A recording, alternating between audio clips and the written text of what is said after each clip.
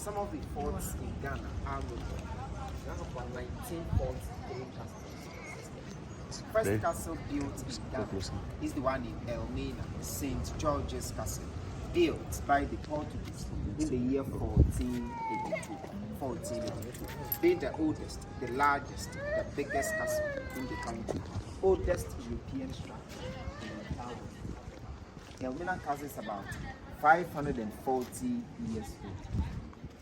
Second castle is Accra, which was by the Danes, Denmark, around 1662. This is the youngest, the third, the last castle. The potentials in Africans, very strong, able to withstand tropical diseases, very effective when it comes to agriculture. He said, no, Africans we know could work better than those if engaged.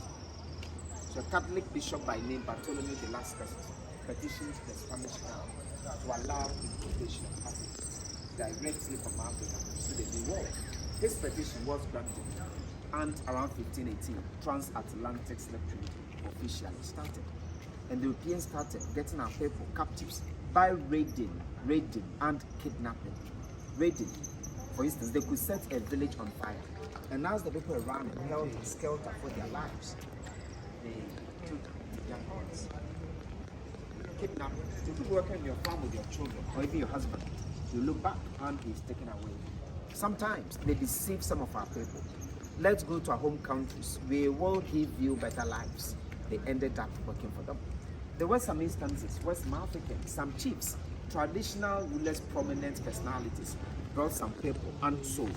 But they were not selling their brothers and sisters, as some people sometimes want us to believe. Most of the people they brought were rather some of their prisoners of war, people who were captured during warfares. You may know that there was nothing like Ghana, nor Togo, nor Burkina Faso. Africa was one big continent.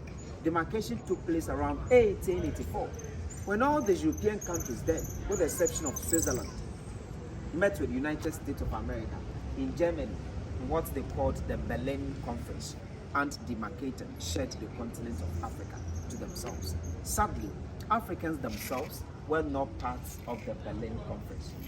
And we as Africans are still holding on to these boundary things the Europeans left. What I'm trying to say is Africa was made of states, tribes, kingdoms, clans, ethnic groups. All these groups wanted to expand, fighting among themselves. For instance, I'll be fighting his clan over a parcel of land. If I defeat him, instead of killing him and his people, I will rather imprison them, sell some out for gunpowder, take over the land and all the natural resources that come with it. Next time, I'll use these ammunitions to fight my next opponent. And one thing that normally messes in the history is that most of these chiefs and other Africans who sold some of their prisoners of war to the Europeans, they didn't know the kind of treatment they were going to go through. Because see, Jesse wrote a book, and the title of the book is Homegoing. And Homegoing talks about two sisters. One lived in here as a mistress for one of the officers. One lived in here as a captive. The one who lived in here as a mistress, she was here for a couple of weeks and didn't know they were keeping people in the dungeons. So if someone who lived here didn't know, how would you expect a chief in Salaga to know the kind of treatment the people he sold were going to go through? Because most of these chiefs were not bringing their prisoners of war directly to the Europeans. Wherever they got these people, they walked in chains and shackles. Imagine walking from Kumasi to Cape Coast, over 200 kilometers. Tamale is over 400. Others came from Burkina Faso, Niger, Mali.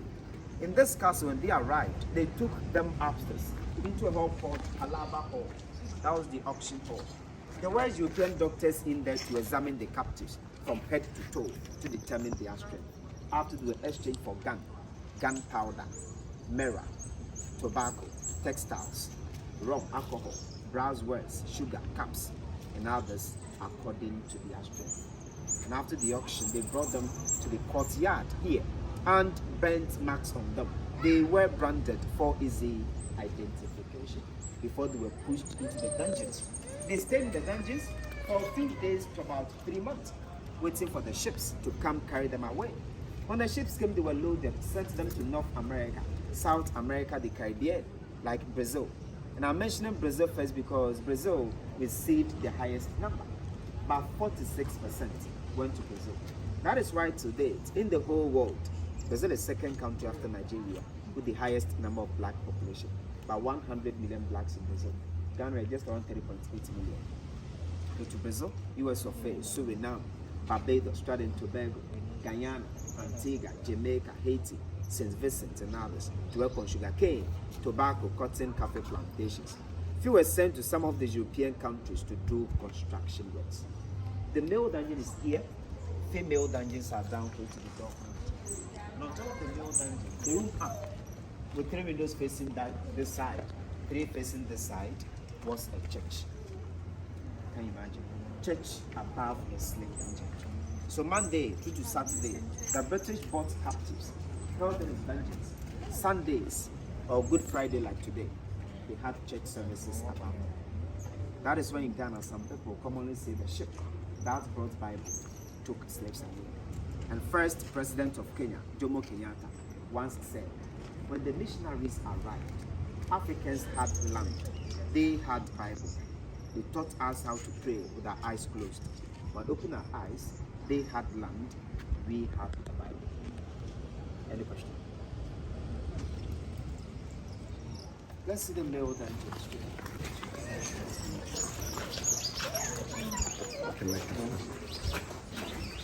Race affected the eyes of some of the captives. There are 5 compartments, 5 chambers in the male dungeon. 1, 2, 3, 4, 5. This is the first chamber.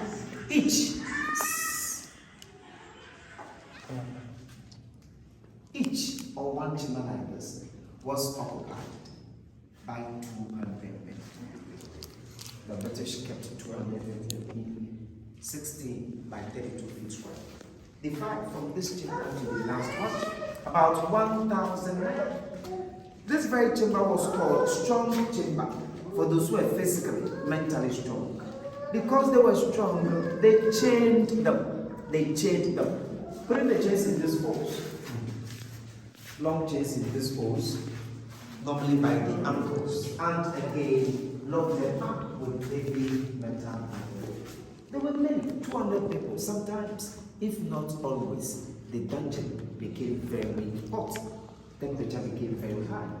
When the dungeon was hot and they were screaming or shouting, they poured water on them from the biggapples up to cool down the temperature. It is estimated that 30%, 3 out of 10, died only in the dungeons because communicable diseases spread very, very fast. Once in a while, they instructed some of the living to pack the dead bodies in bags, added stones, put the bodies on canoes, paddled to some meters, and turned the bodies into the sea. They added the weights so that the bodies could settle. So sometimes the living struggled with the dead bodies here. Look at this narrow. I mean, just sit or lie very, very close by him. And I can feel he's not feeling well because he moves. Meaning he's dying. But I'm helpless. If the body ceases, touch the body, and the body is cold, meaning he's dead. If what killed him was a communicable disease, like cholera, in few days, I can say. And if care is not taken, all those in the dungeon, in the chamber, would catch the disease and die. And there were several diseases here, because they were doing everything to themselves in the dungeon. They defecated here, urinated, vomited, they ate, they slept here. So they were in their mess. With their unkept hair, rotten or decayed teeth, smelling bodies. Some had sores or wounds on them, sometimes from the chains. So imagine the stench, the house flies, the mosquitoes, the pain, the hunger, and the anger here. The dungeon was never cleaned, but rainwater comes in when it rains, normally from the holes. That is why there is a pool of water there. The water was supposed to flush out feces, urine, vomit, blood, food particles to the trenches, down to the sea. But the channels here, the trench is chopped. So feces, urine, vomit, blood, mixed with soil, covered the floor like a carpet, like this.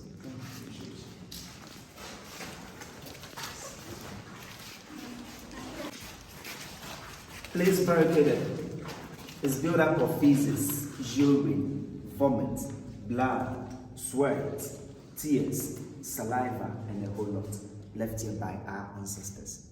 And the whole chamber, this chamber was covered like this. But it's excavated. This chamber is excavated. Archaeologists, led by one late Professor Apanda, came from University of Ghana, Lagos, and excavated this chamber. Out of that excavation, they had chains, shackles, ropes, branded iron they used on the captives. So they left this for us to talk about. They were fed. They gave them food, normally twice a day, but little food just to keep them alive. Most of the times, the domestic captives were bringing food for those in the dungeons, the commercial ones. But sometimes when those who were hungry and the food was not coming, they became very aggressive, very angry. Because they say a hungry man is always an angry man. So to avoid attacks, they did not come in with the food. Rather, they dropped food from holes like this, down here. Those who were interested struggled for the food in the faces, in the urine, in the vomit. And you know, they were doing the same thing on the ships. When they were going to the New World, they were passing food from the middle of the ships down for the captives. That is why the journey from here to the Americas was called the Middle Passage. The Middle Passage. You know, some of them couldn't struggle for food in feces, vomit, refused to eat. Some of them even preferred to starve themselves to death. The British took those people out. First opened their jaws and instrument called speculum aureus, like a plier, and pushed food in. They forced fed them so that at least they will eat something to keep them alive. The other 4 chambers not excavated. So right after here, this is what we shall be working on. Feces, urine, vomit, blood, and all that. Any question? Chamber 3.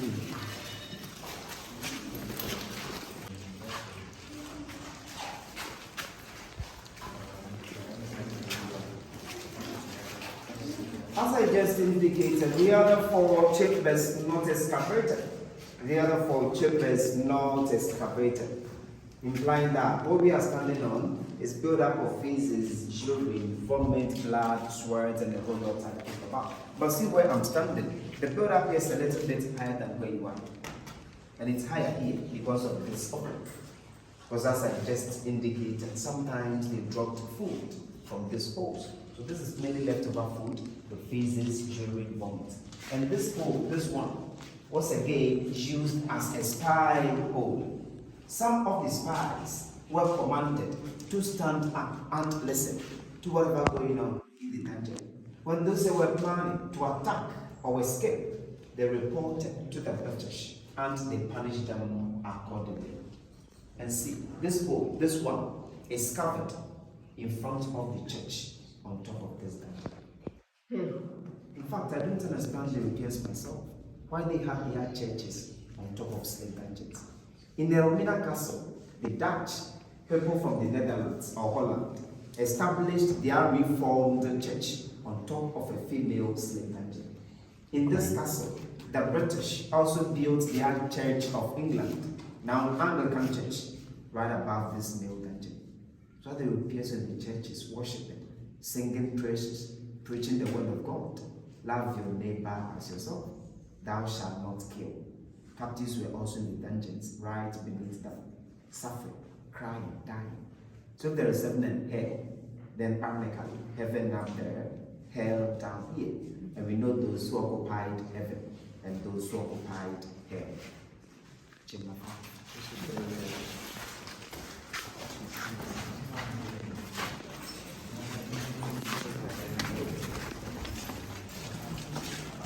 Come. Hi.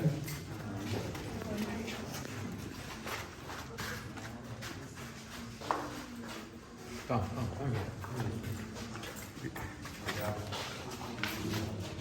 Right. So see, the bricks beneath is supposed to be the original flooring, right?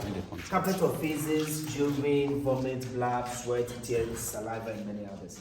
Now covering the bricks like a carpet. The last chamber is naturally brighter than the other 4 because of this.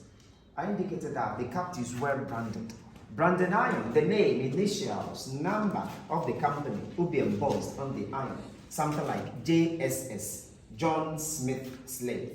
The iron will be heated red hot. Palm oil will be applied here before arm, the chest, the back, then hot iron. When the ships came, and the captives were about to be loaded, in this last chamber, they sorted them out, counted them per the marks. Hence, this open for more light to see the marks. It's like they took stock in here. After that, those who were strong enough to survive the ships walked underground, walked in a tunnel from here to the door of no return. The entrance to the tunnel was sealed, blocked off with this wall. They blocked off the entrance because the British passed the law around 1807 to outlaw slave trade in Britain.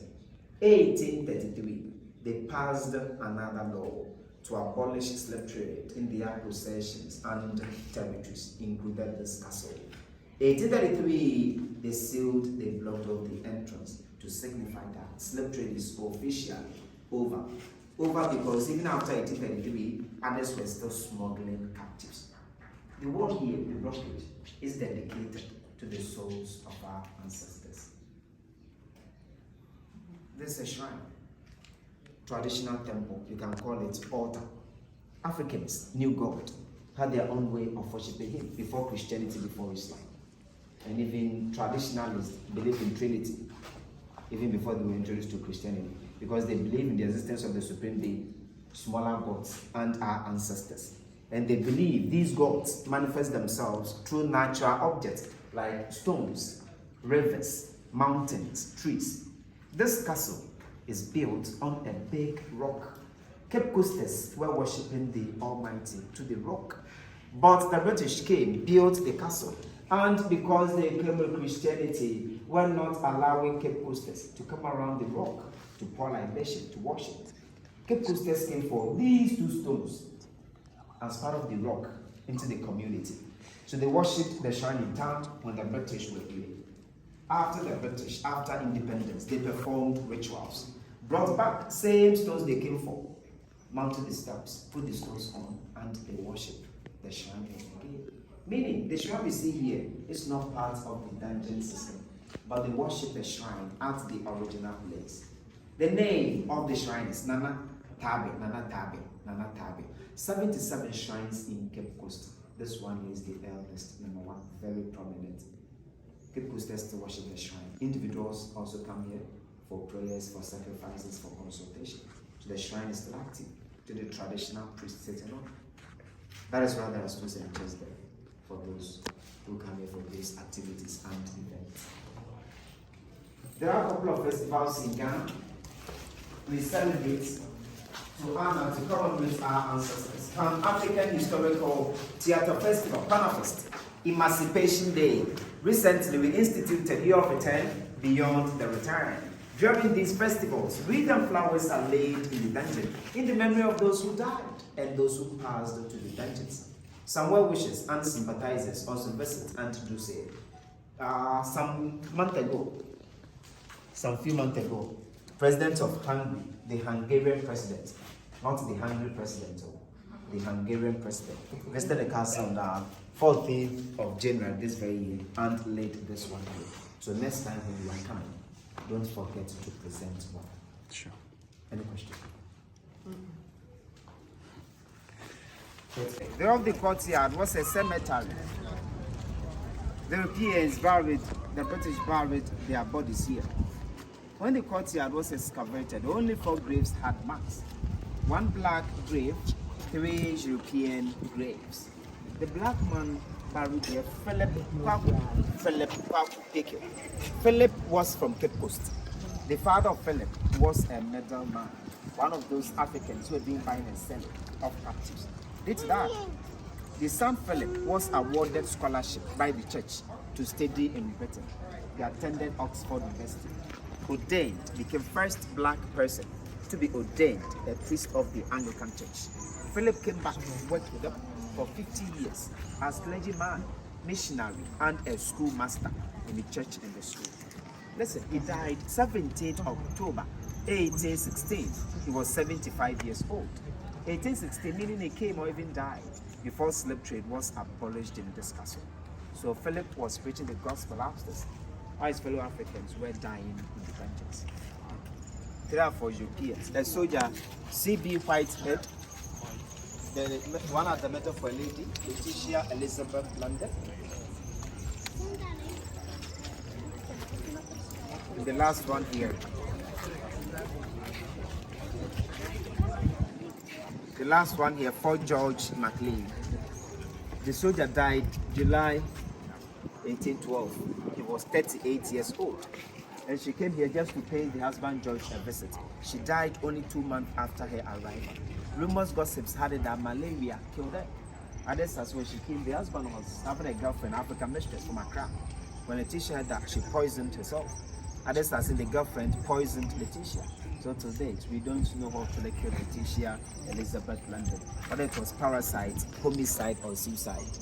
She died in 1838. She was 36. The husband George came here as administrator. Malaria confirmed, killed him. 1847, he was 46.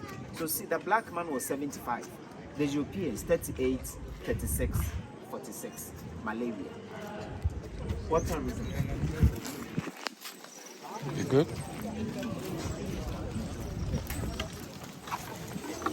Be careful. Hold your phone firmly before you drop it. Wow. Go hold it. We are filling them. They were harvesting rainwater from the roofs of the castle. They connected pipes. Then there were ceramic pipes. These ones are PVC pipes just to get rid of the rainwater on the wall. So they connected the pipes here. The captives were those who were dependent on the rainwater, drinking, cooking for them. The British dug wells, water from underground. So they were dependent on those wells, rainwater here for the captives. That's an indicator. We still fill them with pipe-borne water, fetch water here, and our taps are not flowing. For our washrooms, for painting and doing other things like that. It is time for church service. Let's go to church and sing some praises. That was the church. Yes. Slow because it's children's library now. Society for the propagation of the gospel.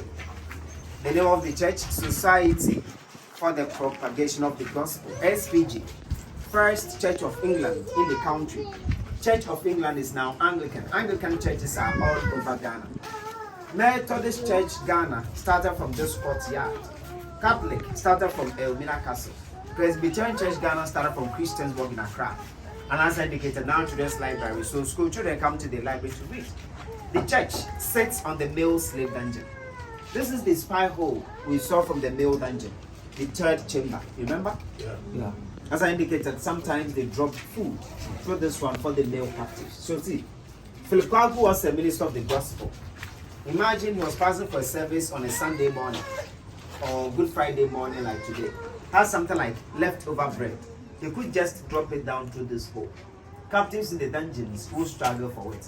After this same man will pass enter the church, preach the gospel, sing praises like Amazing Grace, which was originally composed by John Newton. John Newton was once a slave ship captain.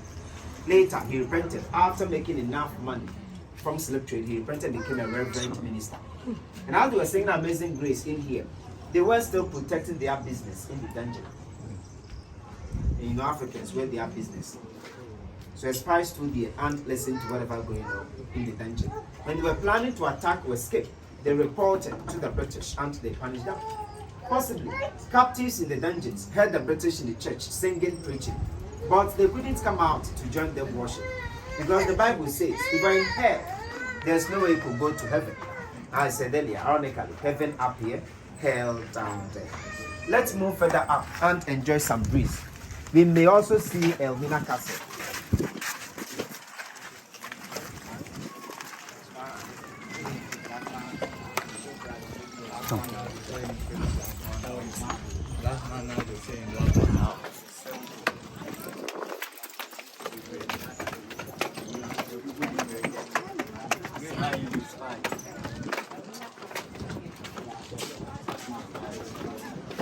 Tired?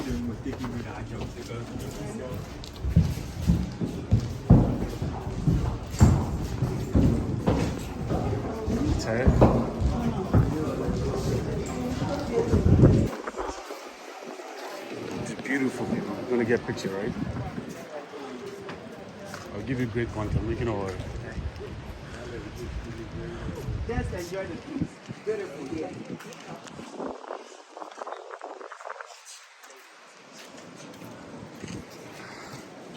Beautiful breeze. Awesome breeze. You can lift some of the balls and see how light they are. Yes, very light. Try one. Oh, they are light. Babe.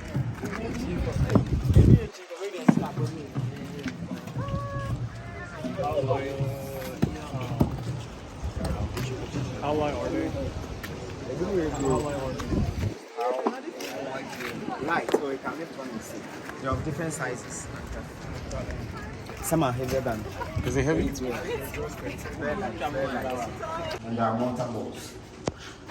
And the British brought these to fight against their enemies. Because the business here, no doubt, was very profitable. It's that some of the European countries were fighting among themselves over the west coast of Africa. This very piece of land on which this castle is built on changed hands several. The Portuguese were those who first came here around 1555. They had a wooden post here, and the Portuguese named this area Cabo Corso, which means short game. But their attention of the Portuguese was much on Elmina to the left, and the people of Sweden came. They put down the wooden post, built a fort. They named the fort Carolusborg after King Charles V of Sweden. Within 10 years, through wars, the Swedish fort fell to the Danes, to the Dutch, finally to the British. So around 1664, the British put down the fort, started building the castle. So from Portugal to Sweden to Denmark to Netherlands to Britain, fine. And again, West African coastline became one front of the Anglo-Dutch wars. It was between the English and the Dutch, 1664 to 1668. And those same wars were fought in America. Who can share with us the original name of New York in America? Old name of New York, but don't tell me Old York. And don't tell you bigger political. No. New York was called New Amsterdam. New Amsterdam. New Amsterdam was a Dutch colony. 1664, during the Anglo-Dutch wars, fell to the British, and they renamed New York. Coming from Accra, just about 25 kilometers before Cape Town, there's a village called Abande, Komanta Abande. On your left-hand side, there is a fort on a hill on Pinter. That's really Fort Amsterdam. The British built that fort, so the fort was called Fort York. Fort York. In the year 1665, just a year after, the Dutch also did well this time round, captured the fort from the British, and they also renamed Fort York Fort Amsterdam to retaliate what they lost in America. So New Amsterdam is now New York. Fort York here is now Fort Amsterdam. So only was the fort is on this side, the continent, not in Europe. The forts? The wars that all of them were fighting. The wars, yes. As I said, there were several fronts. West Africa was one front, America was another front of the same war, Anglo-Dutch wars. Well, not in Europe. Not in Europe. Because they were fighting over colonies, where to get money. They filled the cannon with gunpowder. A ball fixed, fire up, boom. Some of the boats are with hose, and those with hose were filled with gunpowder. Entered the wooden ships because of the gunpowder exploded. Those without hose entered the ships, created holes in the ships. Water came in, the ships gradually sunk. The Ghanaians especially. Let me tell you something about these cannons you will hardly forget. But this one is not part of it, so you pay me for that. These cannons are called in tree of fancy, Premo. On radio, during 12 midday, they are can speak in FM stations. Hear them say Premo or Premo to make us simple. Premo means cannon fired.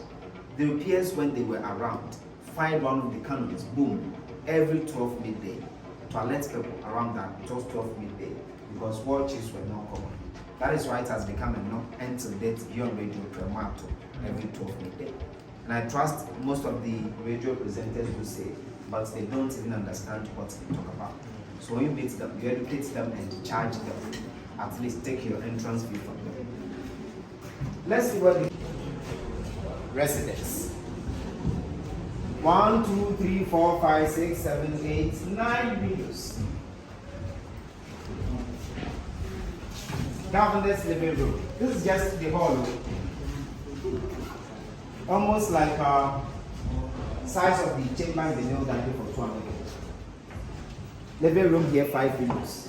Compared with the benches, about 200 captives were provided with 3 small holes for light ventilation. Just half a window here, half a window here is better than 3 holes in the benches for 200 people. The bedroom is just here 5 windows, so 5 + 9, 14 windows, plus about 3-4 doors for 1 person. So that person should stay downstairs comfortably, enjoyed the awesome breeze. Africans, landlords, landowners, held underground, poor, sometimes no ventilation. Let's see the bedroom, and I'll show you 2 forts in Cape Coast from the bedroom.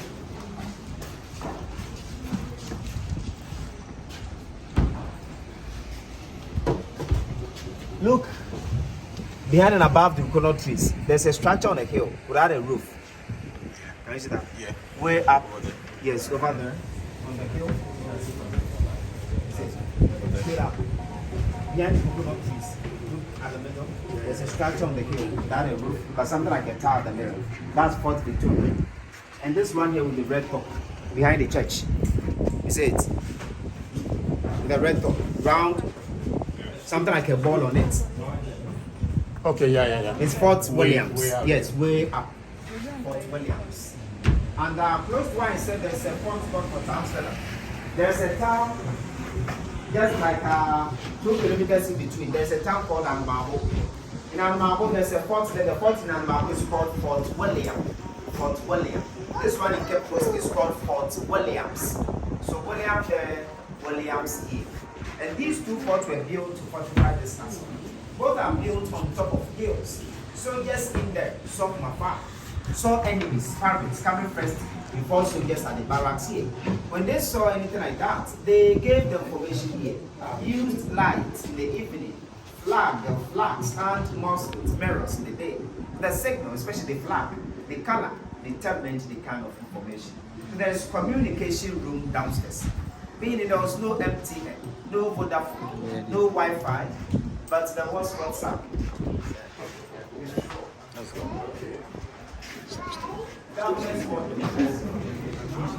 House, also over 300 years. Yes. This house is over 300 years, guys. Barracks for the soldiers. Barracks for the soldiers. Barracks for the soldiers. It's good, Now man. gift and craft shops. So after the tour, you could go downstairs and shop, and make sure you shop till your money gets finished. Yeah, shop till you drop. Especially the night.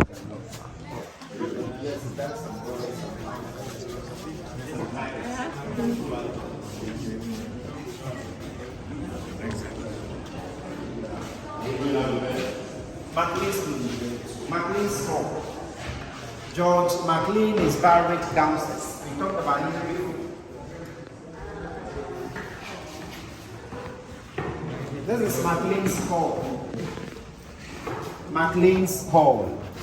Okay, this way. George McLean buried downstairs. We talked about him. Administrator, he was appointed the president of the Committee of British Merchants. McLean again became a judicial assessor, like a judge. Established first European court in Gold Coast. The court existed in this hall. That is why they named this hall after him. So this hall we see is the first courtroom in Gold Coast, now Ghana. Let's see the slave markets. Palabako.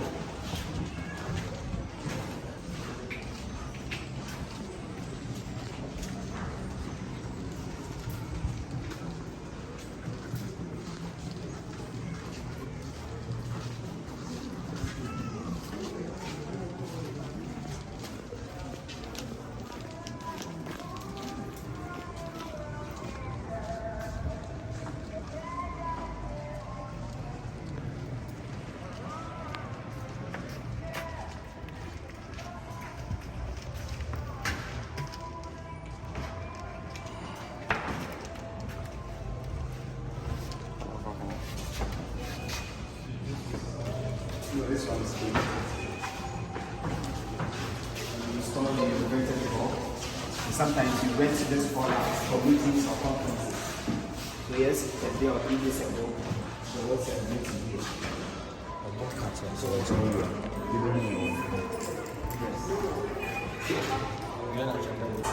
compare with the church.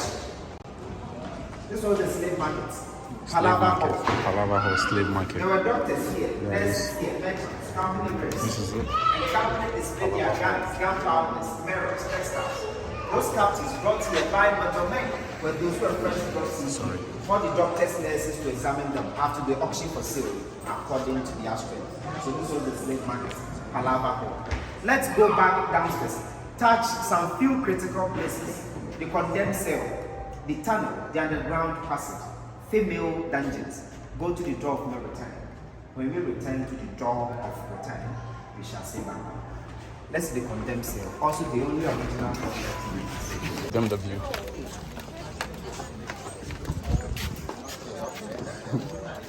They're part of the tour, but they tie it already, so sorry.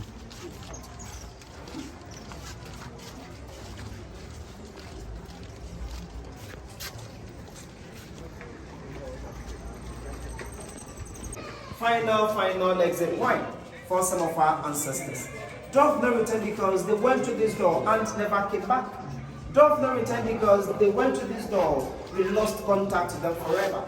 Door of no return because the moment they passed through this door, they lost everything as Africans. Lost their names, cultures, families, religions, languages. They even lost their dignities as human beings. You know, most of them died because some researchers are saying in total, in all, the Europeans had about 60 million enslaved Africans in a business which lasted for about 400 years. Out of that 60 million, there's only about 10, 11, 12 million, depending on the researcher, made the journey across the Atlantic. So if 12 million made the journey, about 48 million died. 48 million people is more than the population of Ghana. And all these people we are talking about were young men and women, normally between the ages of 13 to 35 years. Those who were very strong, very energetic, very intelligent, were the kind of people the Europeans were taking. So Africa was robbed of her natural resources as well as human resources. Due to that, we can emphatically say that transatlantic slave trade had and is still having huge negative effects on the continent of Africa. The Europeans, the Americans, are now reaping the benefit of it. So after they took our ancestors, developed their various countries, they now call us lazy people, living in shithole countries. And they forgot that they were the same people who contributed in creating these shitholes. The door was shortened now, it was widened after slave trade. Shackled captives bowed down, squeezed themselves, one after the other, went to the door, never came back. We are going to go to the door of no return, but I promise you, we are going to return.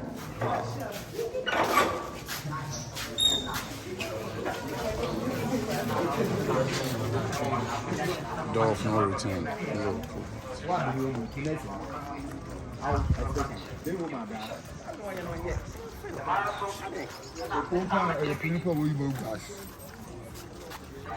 Look up, what is that?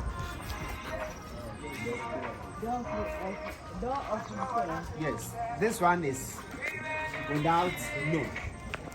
Door of return. The other one is with no. Door of no return. Ghanaians named the other side of door of no return, door of return, to break the jinx of door of no return. They named door of return on 1st August 1998. August 1, 1998, when Ghana celebrated first Emancipation Day.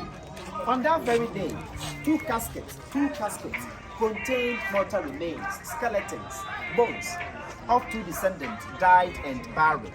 Madame Crystal from Jamaica, Samuel Cousin from New York, America. They exhumed their remains from their respective graves, from them to Accra, boarded a car from Accra to Fort Amsterdam. From Fort Amsterdam, they put them on canoes, paddled on the sea to this beach. There were officials already here waiting.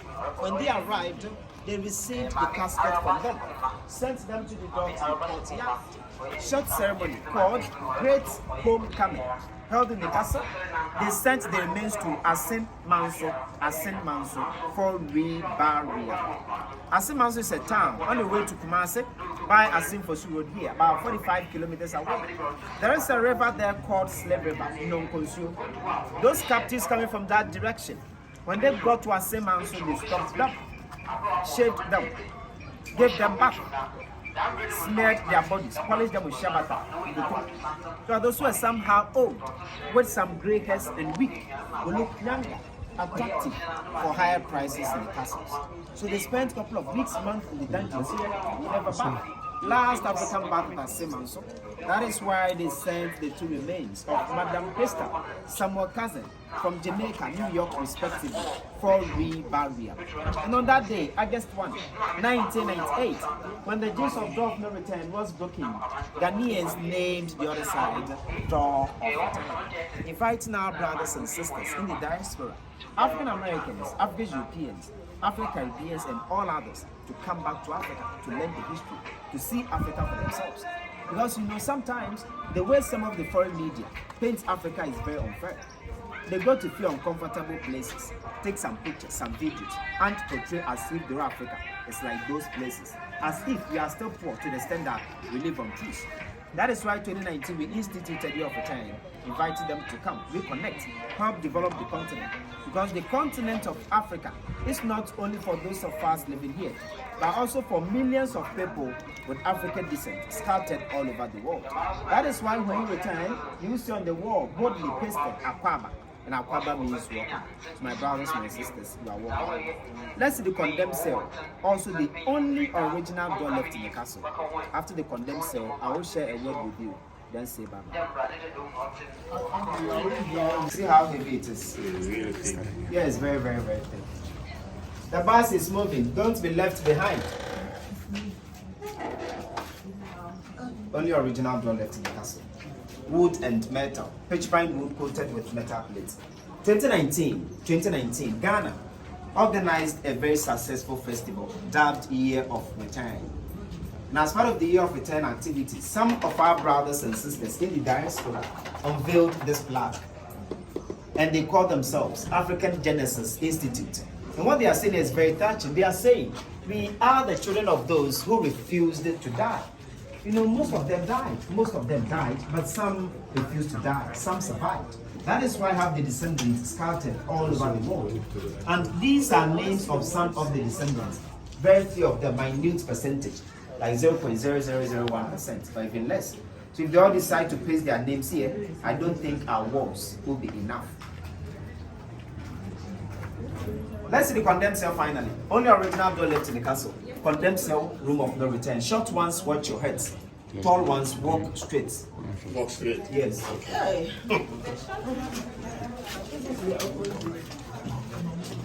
Keep your heads low. What?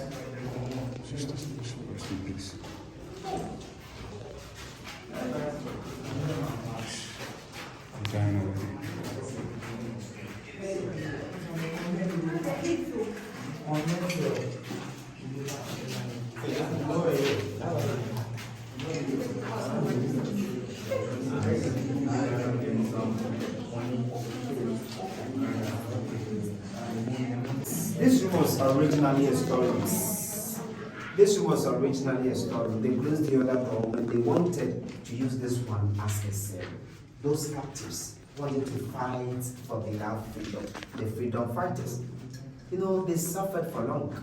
And when man is suppressed, oppressed, depressed, or repressed for a long time, one day he will explode rebellion.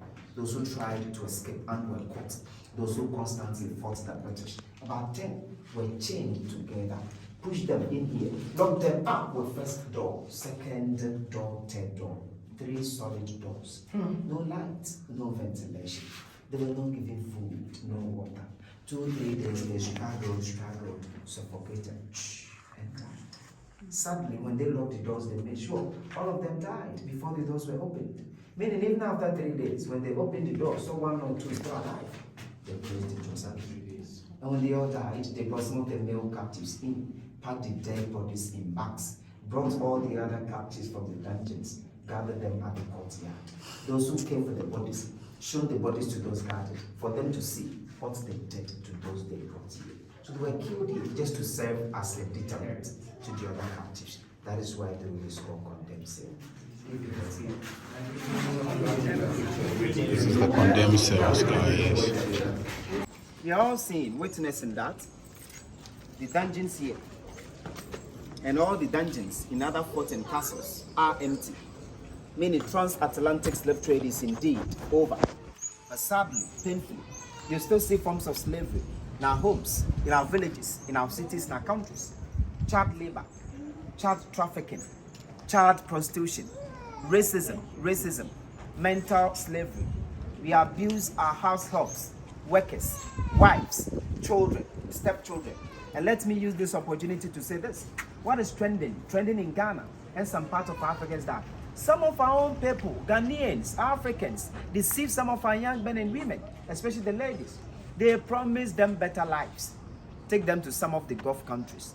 I don't want to mention country names here. And these same people who promise them better lives, when they take them there, since they are traveling document, some of them work, they don't pay them. Some of them are beaten mercilessly, like they were beating people here. Some of them are raped by several men a day, like the Europeans were raping people here. Some of them are killed. Some of them, when they narrate, when they tell you their stories, you realize that the kind of ordeal some of them go through there, it's not that different from what happened in the dungeons here. So we shall go out, do our best, and ensure that slavery and slave trade will never and ever occur again, in any way, in any form, against any of the races. Because we may not know the next perpetrator and the next victim. And I don't trust any of us here would like to be a victim of slavery or slave trade. But if you see anyone who wants to be a perpetrator, this is what Abraham Lincoln said, and I quote, "Whenever I hear anyone arguing for slavery, I feel a strong impulse to see it tried on him personally."